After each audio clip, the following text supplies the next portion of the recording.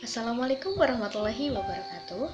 Perkenalkan, nama saya Ananda Devi Wandari dengan nomor induk mahasiswa 22404025. Video ini saya buat untuk memenuhi tugas mata kuliah aspek hukum dalam bisnis.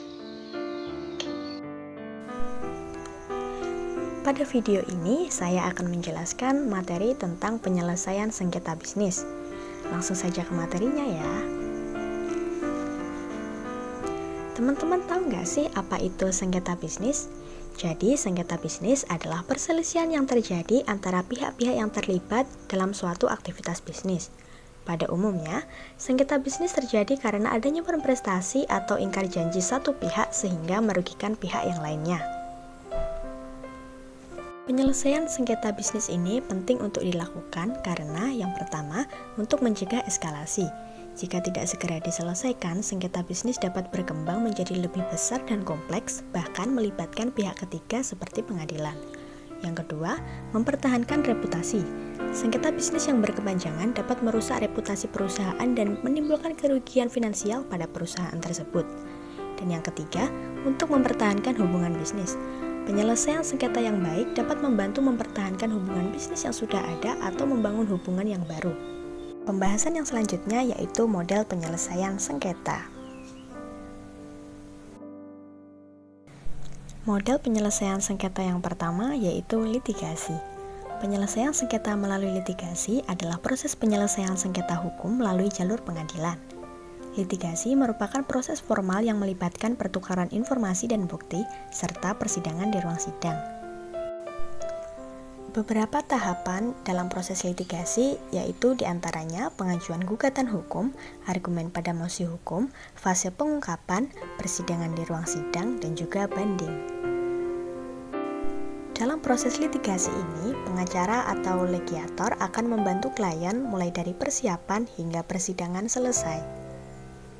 Litigasi ini memiliki beberapa keuntungan diantaranya yang pertama, putusan pengadilan bersifat final dan mempunyai kekuatan hukum yang pasti. Yang kedua, kepastian hukum dapat tercipta dengan adanya posisi menang atau kalah. Dan yang ketiga, putusan pengadilan dapat dipaksakan pelaksanaannya jika pihak yang kalah tidak mau melaksanakan hasil dari persidangan tersebut. Sebaiknya, litigasi ini dijadikan sebagai opsi terakhir upaya yang dapat dilakukan dalam penyelesaian sengketa bisnis. Model penyelesaian sengketa yang kedua yaitu non-litigasi. Penyelesaian sengketa non-litigasi merupakan mekanisme penyelesaian sengketa di luar pengadilan. Non-litigasi ini dibagi menjadi dua, yang pertama adalah arbitrase dan yang kedua alternatif lain. Arbitrase adalah cara penyelesaian suatu sengketa perdata di luar peradilan umum yang didasarkan pada perjanjian arbitrasi yang dibuat secara tertulis oleh para pihak yang bersengketa. Sedangkan alternatif lain ini memiliki beberapa opsi pilihan yang dapat dipilih oleh pelaku bisnis, diantaranya yaitu yang pertama ada mediasi, yaitu pihak yang bersengketa dibantu oleh mediator netral untuk mencapai kesepakatan bersama. Yang kedua, konsiliasi, mirip dengan mediasi, tetapi lebih formal dan sering melibatkan pihak ketiga yang lebih aktif. Dan yang ketiga, negosiasi langsung, yaitu pihak-pihak yang bersengketa mencoba menyelesaikan masalah secara langsung tanpa bantuan pihak ketiga. Nah, kita sudah sampai pada inti materi dari video ini, yaitu studi kasus penyelesaian sengketa bisnis melalui arbitrase dengan perbandingan pada pendekatan hukum konvensional. Seperti yang sudah saya jelaskan di awal, bahwa arbitrase adalah cara penyelesaian suatu sengketa perdata di luar peradilan umum yang didasarkan pada perjanjian arbitrase yang dibuat secara tertulis oleh para pihak yang bersengketa. Dalam arbitrase, para pihak yang bersengketa sepakat untuk menyerahkan penyelesaian sengketa mereka kepada seseorang atau sekelompok arbiter yang netral dan independen. Keputusan yang dikeluarkan oleh arbiter bersifat final dan mengikat bagi para pihak yang bersengketa. Selanjutnya yaitu tahapan proses arbitrase. Yang pertama, perjanjian arbitrase. Para pihak membuat perjanjian tertulis yang mengatur mengenai sengketa yang akan diajukan ke arbitrase, termasuk pemilihan arbiter dan prosedur arbitrase. Yang kedua, pembentukan panel arbitrase. Para pihak memilih seorang atau beberapa arbiter untuk menyelesaikan sengketa. Yang ketiga, sidang arbitrase. Sidang arbitrase dilakukan secara tertutup dan para pihak mengajukan bukti dan argumen mereka. Yang keempat, putusan arbitrase. Arbiter mengeluarkan putusan tertulis yang mengikat bagi para pihak. Dan yang kelima, eksekusi putusan. Putusan arbitrase dapat dieksekusi seperti halnya putusan pengadilan. Kemudian, apa sih keuntungan menggunakan arbitrase dalam penyelesaian sengketa bisnis? Yang pertama adalah mencegah hubungan bisnis semakin memburuk. Yang kedua, mencegah publisitas negatif tentang suatu bisnis atau perusahaan yang sedang dalam sengketa. Dan yang ketiga, mempercepat penyelesaian sengketa. Proses arbitrase dapat lebih cepat mengurangi biaya dan ketidakpastian bisnis.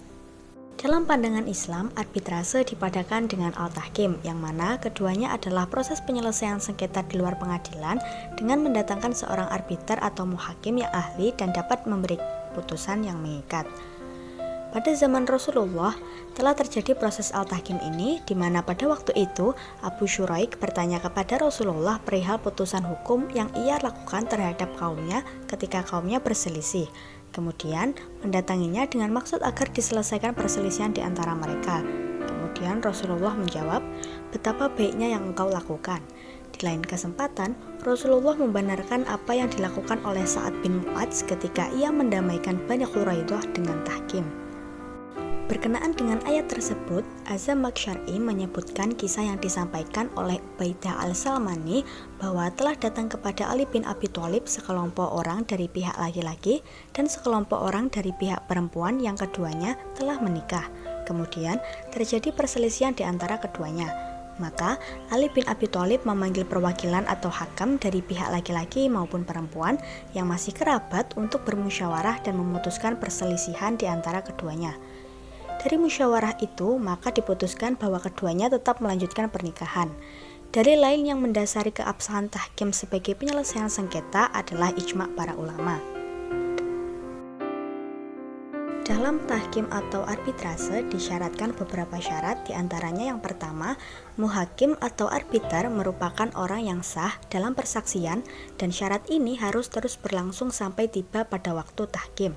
Yang kedua, perselisihan yang dapat diselesaikan melalui tahkim bukanlah perselisihan yang berhubungan dengan tindakan pidana seperti al-hudud atau qisas. Sebab dalam tindak pidana ini yang berhak mengeksekusi adalah imam.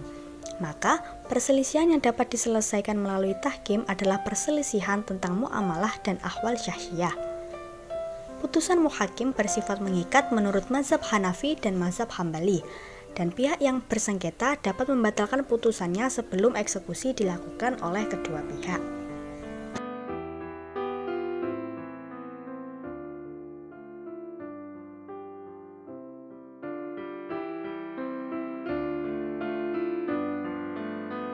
Pada tanggal 22 Mei 2012, Churchill Mining mengajukan gugatan arbitrase ke ICSID atau The International Center for the Settlement of Investment Disputes. Kemudian, dengan dasar permohonan yang sama, Planet Mining mengajukan arbitrase ke ICSID pada tanggal 26 November 2012. Kemudian, sesuai dengan kesepakatan para pihak sengketa Churchill, Planet, dan Indonesia bergabung pada persidangan arbitrase yang sama namun dengan putusan yang berbeda. Gugatan tersebut dilatar belakangi karena penggugat merasa dirugikan atas investasi yang telah dilakukan di Indonesia dan pencabutan izin pertambangan yang dilakukan secara tiba-tiba membuat Churchill Mining dan Planet Mining mengajukan gugatannya ke ICSID. Pemerintah Indonesia atau lebih tepatnya pemerintah daerah Kutai Timur mencabut izin usaha pertambangan atau IUP tanggal 4 Mei 2010 terhadap PT Ridla Tama Group.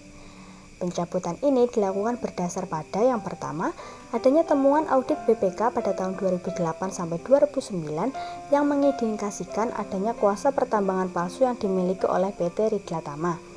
Yang kedua, PT Ridla Tama memegang IUP yang tidak terdaftar di Dinas Pertambangan dan Planologi Kabupaten Kutai Timur. Yang ketiga, perusahaan yang tergabung pada PT Ridla Tama melakukan tindakan penambangan di kawasan hutan produksi tanpa perizinan pinjam pakai dari Kementerian Kehutanan. Yang keempat, saham yang dialihkan PT Ridla Tama kepada penanam modal asing dilakukan tanpa izin pemerintah dan tidak sesuai dengan prosedur penanaman modal asing.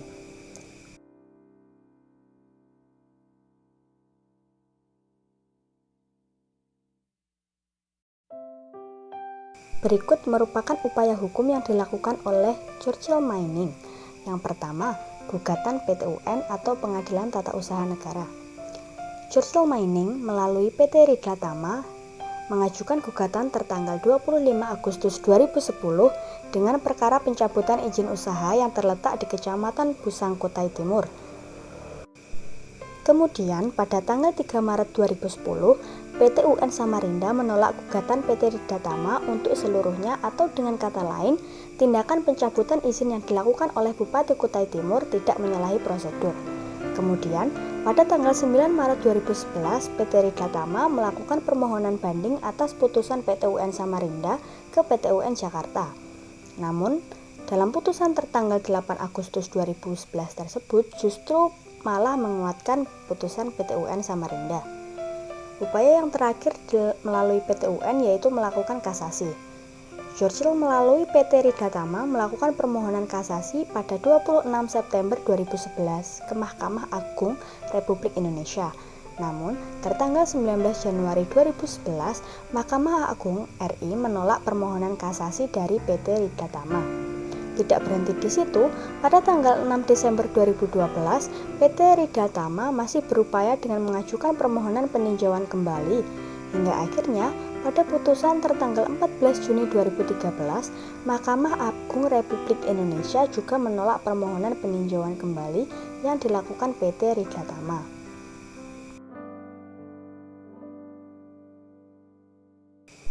Upaya yang kedua yaitu gugatan arbitrase ke ICSID. Setelah menempuh upaya hukum melalui PT UN namun tidak membuahkan hasil, selanjutnya Churchill menempuh gugatan arbitrase ke ICSID. Lembaga ICSID merupakan lembaga arbitrase yang berbeda karena merupakan lembaga arbitrase internasional yang memiliki keterkaitan dengan Bank Dunia. Wewenang ICSID khusus dan terbatas pada penanaman modal yang salah satu pihaknya yaitu negara penanam modal atau host state.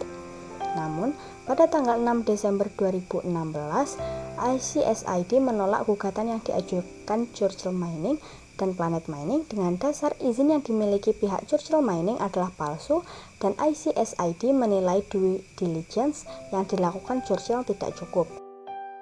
Sehingga Indonesia memenangkan gugatan sebesar 1,31 miliar US dollar atau setara dengan 17 triliun rupiah. Selain itu, Indonesia juga menerima dana kompensasi sebesar 8,6 juta dolar Amerika Serikat. Penggugat dibebankan mengganti biaya administrasi yang dikeluarkan Indonesia sebesar 800.000 dolar Amerika Serikat.